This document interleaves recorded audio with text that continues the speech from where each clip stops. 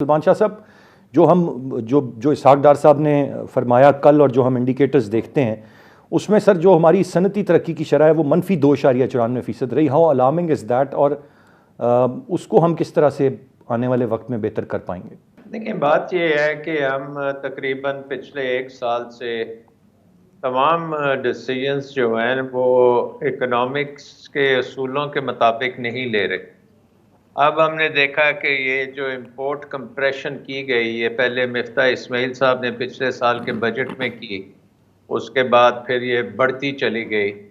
اور I am F programme میں تو امپورٹس اور ایکسپورٹس میں بیلنس کریٹ کرنا تھا ایکسچینج ریٹ کے ذریعے، لیکن حکومت نے اس کو ایڈمنسٹریٹو طریقوں سے کیا ہے، اور اس کی وجہ سے پاکستان کی تمام انڈسٹری کی سپلائی چینز جو ہیں وہ ٹوٹ گئی ہیں.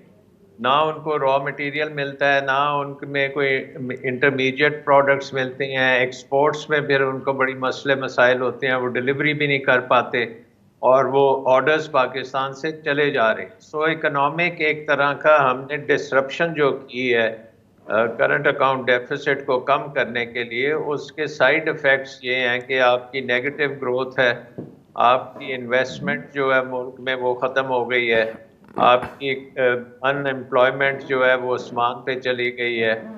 سو آل دیز تھنگز، یہ ہم کرنٹ اکاؤنٹ ڈیفیسٹ کو بیوروکریٹک طریقوں سے کنٹرول کرنے کی کوشش میں ہم نے کی ہے، اور اس سے ہم نے ملک کی تباہی کر دی ہے. اب ہمیں یہ دیکھنا ہے کہ یہ ساری چیزوں کو ہم نے ٹھیک کیسے کرنا ہے، اور اسی لیے یہ آئی ایم ایف پروگرام جو ہے بہت امپورٹنٹ ہے. اور آئی ایم ایف پروگرام کی 3-4 شرطیں ہیں، جس میں سے ایک تو میں پہلے کہہ چکا کہ پرائمری سرپلس آپ نے لینا ہے. دوسری شرط ہے کہ آپ نے ایکسچینج ریٹ کو مارکیٹ بیسڈ کرنا ہے. وہ ابھی تک مارکیٹ بیسڈ نہیں ہوا. ہمارا جو حوالہ کی مارکیٹ میں اور ہماری دوسری انٹر بینک مارکیٹ میں اب بھی بہت زیادہ فرق ہے. اس کے علاوہ پھر ہمارے انٹرسٹ ریٹس کے اوپر بھی آئی ایم ایف چاہتی ہے کہ آپ کا پازیٹیو انٹرسٹ ریٹس ہوں.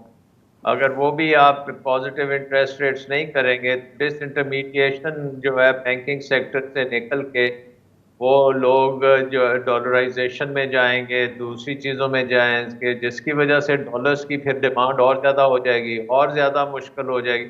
تو ہم ایک بڑے وشس سائیکل میں پھنسے ہوئے ہیں، اور اس سائیکل کو توڑنے کی ضرورت ہے.